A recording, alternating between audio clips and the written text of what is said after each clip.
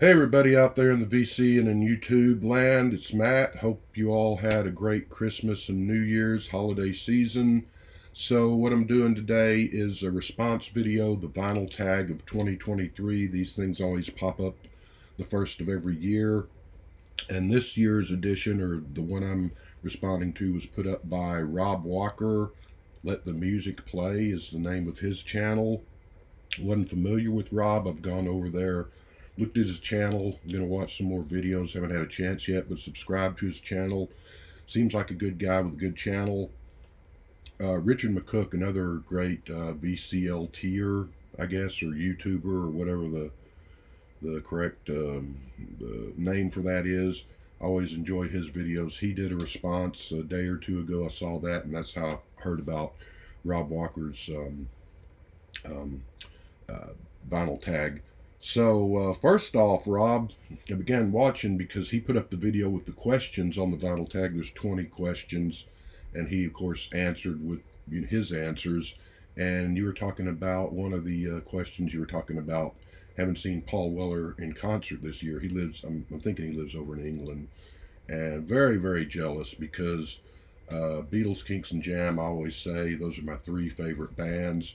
Unfortunately, I never got a chance to see the Jam, and I've never got a chance to see the Style Council or Weller either because he rarely ever plays in the U.S. And when he comes over here on those rare occasions, seems like he'll play a few shows in New York and L.A. and turn around and go back home. Seems like he plays every damn night in England, but unfortunately, I've never been to England and don't know if I'll ever get a chance to go. I hope so someday. But that's one of my musical favorites or heroes or whatever that I never got a chance to see. So I hope it was a great concert for you, and very jealous. Someday I hope to see Paul Weller because he's one of my favorites. But let's get into the questions. So there were 20 questions, and I was listening to Richard's video, and my count I've got 19, so I must have missed something. But I didn't want to go back and rewatch the video to figure out what I missed. Uh, just a little lazy, so still getting over New Year's, I guess. But anyway, the first question that Rob had was show your favorite album from 2022. He said favorite new album. If you didn't buy any new albums, you can go with a reissue or whatever. Um, I didn't buy any new, like newly released. I was thinking about Fat Pot by Weller, but I think that came out in 2021. I don't know if Weller has put out an album since then. He may have, just like he plays in England every night. He puts out an album every other week, it seems like. But I didn't buy any new albums. The sad thing about it was I was watching Mazzy's video, Norman Masloff, another VC uh, YouTube giant here with a great channel. He always does his top 20 or whatever favorite albums at the end of each year. And I kick myself for watching those things because I watch them and there'll be some, bands maybe that I know. There'll be a bunch of bands that I never heard of. What are you talking about here, Mazzy? And inevitably I'll go listen to their music, and a few of them I'll be thinking, okay, that's not too bad. That's pretty good. And damn it, Mazzy, now I got to go buy some more albums. That's the last thing I need. So I was watching that last night after I watched Richard McCook's video response to this, and damned if I didn't run across three of his albums that I listened to online, really liked. So I think I'm going to pick them up. Uh, I can't remember the name of the bands now. I'm getting old, but I've got them written down. But I obviously haven't bought those records yet. So the only thing I bought, I bought a bunch of old records I didn't have yet, uh, filling in the collection stuff. I bought a bunch of reissue stuff. I think Neil Young had a new album out this year, which I haven't got yet, but I'm not sure if that was a new album or one of those. I think it was one of those albums of material from 20 something years ago that he finally released, type deals. I'm not sure. Um, Revolver, obviously one of the greatest albums ever made. One of my favorite albums. I got that. I'm not going to go with that because I thought that the remix and all was okay on it. The extra stuff, other than I really loved the fast version of Rain, The rest of the stuff I'd already heard on bootlegs or anthology, and some of the stuff I hadn't heard as far as bonus stuff was interesting to listen to a time or two, but no big deal. The oh, Sail on Sailor, the 1972 Beach Boys set I got was really great. What I've heard so far, though I've just been busy, and it's like a 4 or 5 CD set, so I haven't had time to really dig into that.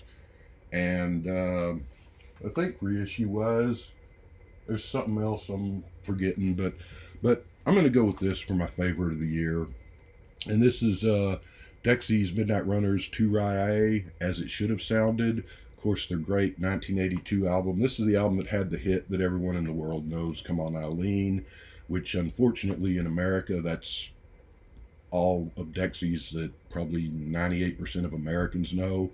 With Gino and some other songs, they did have hits in England, maybe some other European countries. The damn shame of it is they made 3 albums, then they broke up, and then years later they came back and made a couple of reunion albums, which are one of them's I've got, which is pretty damn good. Don't have the second one, but they're 3 albums from the 80s. They're just a top flight great band, and it's a shame that they're only known for Come On Eileen. I was on one of the YouTube BC chats, kind of trying to talk about how great Dexys are, and the people on there were just like, oh, they're Come On Eileen and what else? Well, there's a whole lot else, and this is a great album.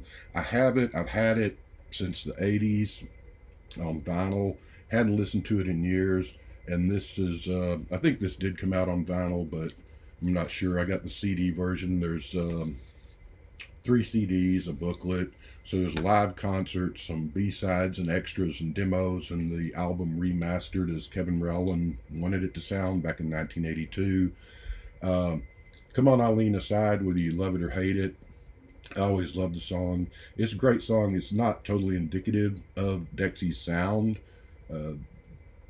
Kind of is, kind of isn't, but it's kind of like if you never heard the Beatles and all you heard was Yellow Submarine and trying to judge the band just by that. But anyway, just a stunning, beautiful album, and I've been playing this thing. So this is going to be my favorite album of the year. Anyway, so yeah, go with that.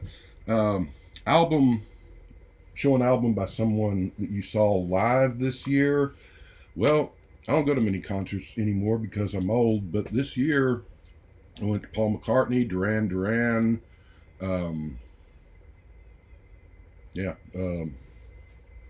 think that, and then Brian Wilson I saw. I knew there was someone else in there in the summer, and then the last concert I saw this year in October was Nick Mason's Saucer Full of Secrets with him and with the Gary Kemp from Spandau Ballet and some other guys, and they play a lot of the early Pink Floyd's, the pre-Dark Side of the Moon Pink Floyd songs, which really that's my favorite period of the band. Syd Barrett era stuff, and then the stuff between Piper, this is their first album, and up through Obscured Through Clouds. It was a great concert. I saw it. It was in a hall that holds about 1,000 people. Nick Mason was never seen this in a concert. He was drumming and they were playing and they were singing, and every few songs he would stop and walk out from behind the drum set, and he's kind of like expected him to like be drinking a cup of tea or something, like a sort of old English professor at Oxford or something, and jolly good, how y'all doing? Well, now let me explain these songs, and he'd sort of talk about the songs. And Gary Kemp, they were pointing out people in the audience wearing different band t-shirts, and Gary Kemp was pleased as punch to see I guess a husband and wife, they were wearing Spandau Ballet t-shirts. And so it was just a really cool concert, great music, one of the best concerts I've ever seen, and I've been going to concerts since back in the late 70s, early 80s, but it was up there. So really good concert. Nick Mason, and I never did see Pink Floyd, so that's the only member of Pink Floyd that I've ever seen. Roger Waters came through town this year too, but he just plays the same old stuff, I think, and I'm not that interested in seeing him anyway. The third question is, name a band whose you think their debut album is their best album. Now, I love a lot of Pink Floyd. I really love, like I said, that period between from this up through Obscured Through Clouds. Their Famous Day period, it's okay. I do love Animals. Final Cut has some good stuff on it. I respect more than love things like Wish You Were Here and Dark Side of the Moon. I totally, totally acknowledge that they are masterworks and all that. But I like the wacky early stuff and a lot of beauty there, a lot of weird, what the hell are they doing? But this is one of my favorite. This would be my top 10 all-time favorite albums anyway. And this is the only album that Syd Barrett was there for the whole album. He's on A Saucer Full of Secrets on a few songs, the second album. But so I think this is a special album to me, always has been. So their Pink Floyd's debut is my favorite Pink Floyd album, even though I do love other Pink Floyd albums too. I'm going to do a bonus one, The Bangles. And I love all their albums, even their two later day reunion albums are really good, better than I was expecting. The Go-Go's did a reunion album 15 or so years after the 80s that was one or two songs aside, pretty average. But the Bangles commercial stuff with was it Different Light is with Walk Like an Egyptian and Manic Monday and all. I like that stuff. It's good stuff. There's some of it's a little too produced, some of it's still great. But this album, just start to finish, is just a wonder. Hero Takes a Fall, Dover Beach, More Than Meets the Eye, Going Down to Liverpool. Just a great. This is their first album from '84. The best thing they ever did. So, and I love the Bangles. So. Hat Trick, an album that you have on cassette and CD and vinyl. I think I still have a few cassettes in my desk drawer from back in the 80s. The last time I probably bought a cassette was probably 1987 or something. The cassettes that I have are so old that the paint or the writing, the title stuff has been worn off and rubbed off, so they're just like clear plastic or white plastic that's just plain white plastic or plain clear plastic. I don't have a cassette player anymore. Haven't had one in decades. I think it's probably Purple Rain, Born in the USA, Talk Show by the Go-Go's, or maybe whatever the John Cougar Mellencamp album that had play guitar on it, I think. I don't know. Someday I need to find a cassette player and play those things and find out what they are, I guess. Point is, I haven't bought cassettes in forever, and I don't have any. Still do have CDs though, so you get a 2/3 Hat Trick, and there's several albums I could have done with this. Tommy on CD, Tommy on the vinyl, and this is the. I have a copy of this I've had for years, but this is the half mastered whatever that they released last year or so that I picked up. It's really nice sounding copy. So you get 2/3 of a hat trick. I'm trying to say can't talk. Show a band that, well, I guess he said show an album that begins and starts with the same letter, or show a band that begins and starts with the same letter. I took it as band. Maybe I misunderstood. I was like, crap. First thing came to mind, of course, was ABBA. But I looked around through my collection some. I don't have this on vinyl, but the Sonics, that great classic, legendary 60s garage rock band, they're just wonderful. So anyway, S&S, the Sonics.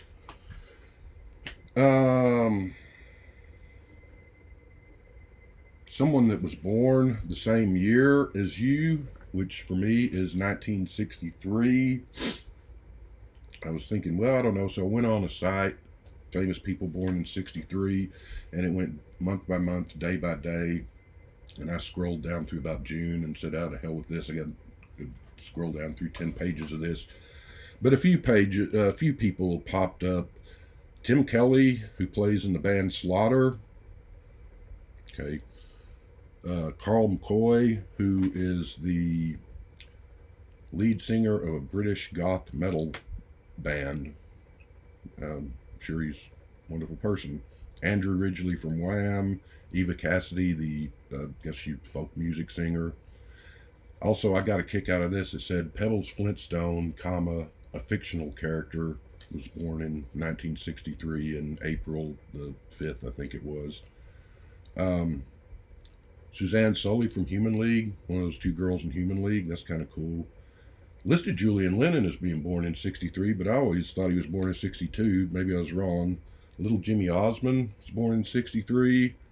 Forgot to write his name down, but some guy from AC/DC was born in 63.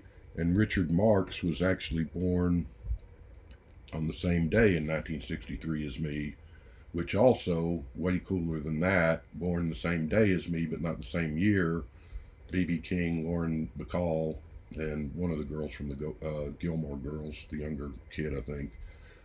But my favorite person from 1963, and I should have found a picture of her or something,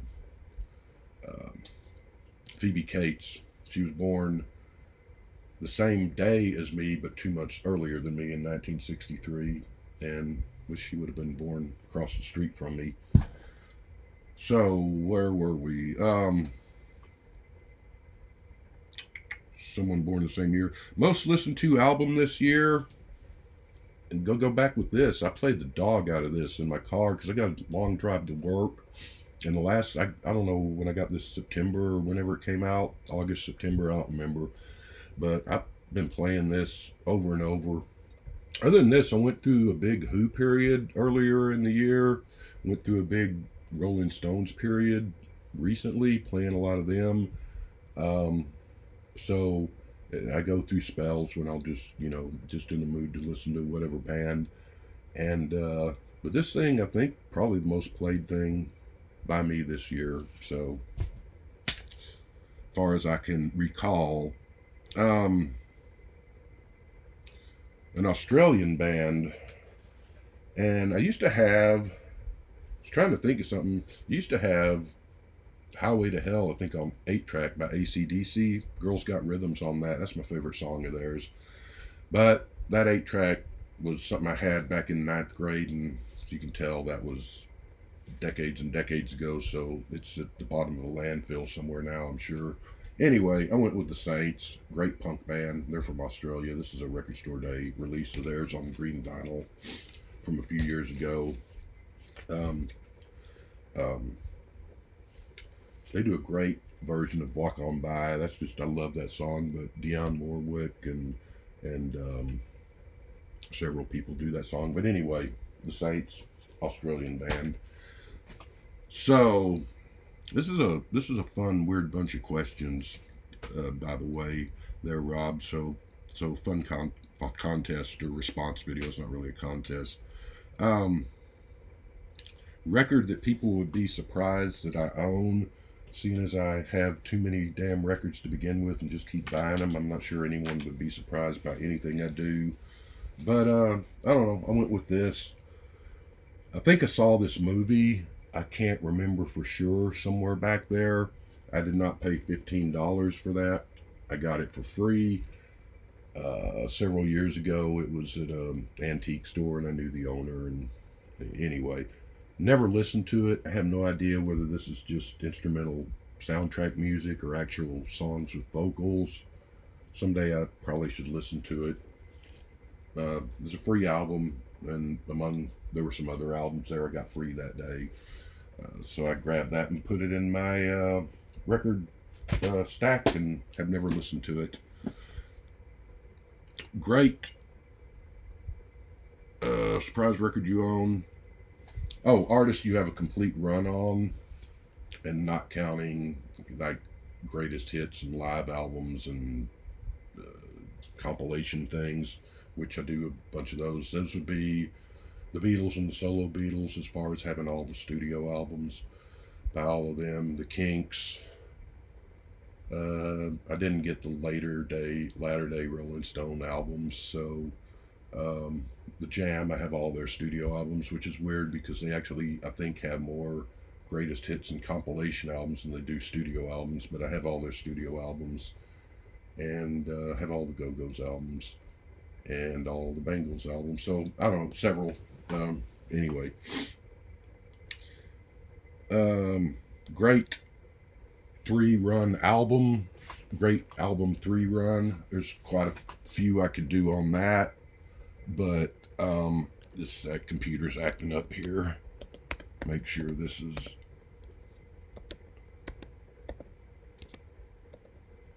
technology and me are not friends. There we go. Sorry about that. Anyway, so Face to Face by the Kinks, Something Else by the Kinks, Village Green by the Kinks, and I mean I could keep going with Arthur and Lola, and could even have put the Kinks Controversy in there before Face to Face. Rolling Stones, Beatles, Clash, there's a bunch of bands you could do that with. Was going to do the Jam, but Richard McCook, you took it from me, so fair enough, you got there first. Great 3 runs of albums. The next question is an 80s soundtrack. This is actually pretty rare because it came out and got pulled pretty quick because I think they didn't get permission for one or two of the songs on here, so they had to pull it. So this is worth a little bit of money. Anyway, one of my favorite 80s movies, the whole, I don't know if you call this Brat Pack with the kids movies. I absolutely love this movie. And the music is just, unfortunately, there's not all the songs in the movie are on here, but I do have, there's a double CD set that I've got. I think I still have it, that has all the songs in the movie. Great music and just a fun, you know, I was, 20 or whatever when this came out, 19 or 20. Back in the good old 80s days. So one of my favorite movie soundtracks, 80s movie soundtrack. Somebody that passed away in 2022, an album by them, Terry Hall of the Specials, and there's the great Ghost Town. Just a 12-inch single. It's got Ghost Town Wine, Friday Night, Saturday Morning. Epic song, just massively wonderful, great, one of my favorite songs. Something I always play throughout the year, but especially around Halloween time. Love that cover too. Love the Specials. So rest in peace, Terry Hall. Disappointing purchase. I got nothing. I didn't really buy anything this year that I was less than pleased with, music wise or really book or movie wise I can think of. So I did eat at a restaurant that wasn't any good, if that counts. There was this great soul food restaurant that I loved and I hadn't been to in a while, and I went there about a month ago and it had a different name, and I walked in and I said, you know, what happened to that place went out of business, but this place is here. And I'm like, well, I'm here, I'll eat the food. Food tastes like shit, I'm not going back there. Shame too, because the other place was really good. Close as I can get for you. Non-vinyl album, or vinyl album, non-vinyl or record item. This has nothing to do with music, but that's what license plates look like up in parts of Canada, apparently. Which I bought this about 20 years ago just because I think it's kind of cool and badass. Cars driving around with polar bear license plates. That doesn't have anything with music, so I will show this. This is the dice that were sent out to promote McCartney 3, which I got because I got that suitcase, whatever, for Egypt Station, that big overpriced suitcase thing, so they sent this to me. And then I felt bad for people because I saw people paying big money on eBay to get these, people that didn't get them. And then a few weeks later, McCartney's website just started selling them to regular people. So I feel bad for those people that paid $100 for that, and then they could have got it for 10 or 20 or whatever it sold for. But I didn't pay anything. They sent it to me. I got it free, so that's kind of cool. Let's see, non-vinyl item. The next question is show a grail. When this comes up, I usually always show my butcher cover. I'm just going to show this. I've got this on vinyl, Run Devil Run, which has not been reissued and went out of print pretty quick. You can get it on CD still, I'm sure, but the vinyl version of that is out of print and kind of hard to find. So there you go. Show an album that is space travel or space themed related. Three quick ones. Wild Planet, the B-52s. Easter Everywhere by 13th Floor Elevators. I mean, there's a sun, so that's space. I guess that counts. And The Ventures in Space. So there you go. 3 for the price of 1 on that question. Show an item of VCLT or a music-related item. If you didn't get any VCLT, and I didn't, nobody likes me. I don't get VCLT. But a music-related item that you got as a gift during the year.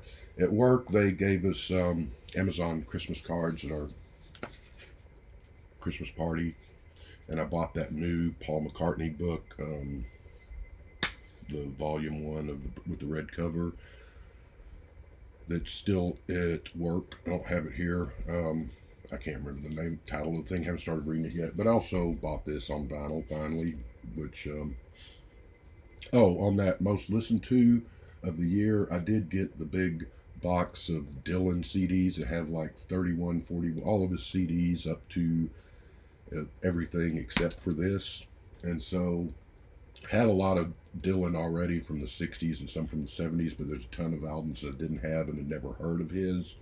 So now I've got them all. So I've been working through that. So I've been listening to a whole lot of Dylan. I just got that about a month or so ago. And then this was the only one I didn't have it doesn't have the most of the live albums or greatest hits or the, what do you call it? The extra albums. I went blank on that. But anyway, so I picked that up. VCLT, not VCLT, a gift from work. And last thing is a record released in 1973, 50 years ago. A lot of options. I went with this. This is my second favorite George album. Love this album. And so that came out in 1973. So, Rob, thanks for having the vinyl tag. Anyone that's still watching, hope you have a great year ahead of you. And you all take care and have fun.